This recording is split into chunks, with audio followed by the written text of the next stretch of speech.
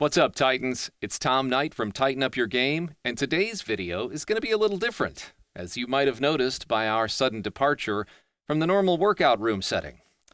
This is my studio, and a lot of what you see and hear every week is created right here in this room. Rather than discussing workout strategies, exercise tutorials, or recipe videos, today I'm going to share with you my personal convictions and experiences involving discipline and motivation.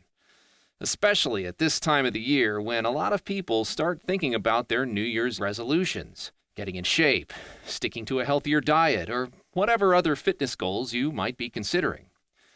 You know, they say that taking the first step is the hardest, but I gotta tell you, I truly believe that it's the continual steps that occur after that first step that presents the real difficulty.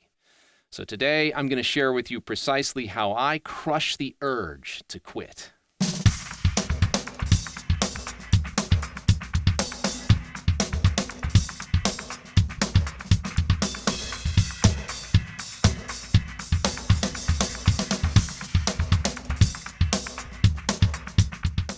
Right off the bat, one way I want to encourage you is by simply suggesting that you not deliberate too long about all this. Just make a decision and jump in. You know, I've seen friends of mine wait so long trying to weigh the pros and cons of a particular purchase that once they finally made their decision, the item was no longer being manufactured. Even in the much revered book Art of War, Sun Tzu says, "Haste can be folly, but I have never seen delay that was wise." Just start already. You can always adjust as you go, which you'll almost certainly do anyway. So why not begin sooner than later? You remember when we were kids at the swimming pool? As soon as we got there, somebody would always yell, "Last one in's a rotten egg!" But that was just a silly way of getting us all to think about something other than the fact that the water was so cold. And that was usually the very thing that caused us all to hesitate in the first place. Once we got in, everything was fine, right? I think most things in life are like that. And if I may use myself as an example, I've been jumping in like this for as long as I can remember. And I swear, that philosophy has taken me all over the world. Sure, there's always an example here and there of situations where hesitation is probably a good thing. But we're talking about health here. I mean, what are we really waiting for? I'll end with this. In any endeavor, I've found that once I get myself on my path, things just have a way of suddenly becoming clearer. More so than they did from the vantage point of the sidelines, that's for sure. So don't wait. Okay, the second point concerns discipline, and struggle is usually the very thing that causes discipline to fail. The moment something becomes difficult or stressful, our fight or flight response mechanism kicks in. And sadly, flight often wins. But here's the truth about the kinds of struggles that accompany rigorous physical training, like the kinds of things I demonstrate on this channel. They're very short-lived, but the effects of those short-lived struggles last a really long time by comparison, especially once you make those struggles habitual. I mean, the longest-lasting thing I do in any given workout is a 1-minute boat hold. And it sucks every time, but I get through it every time because it's immediately followed by a rest period of at least a minute, sometimes longer, after which I've forgotten all about that struggle, ready to tackle the next thing in my workout.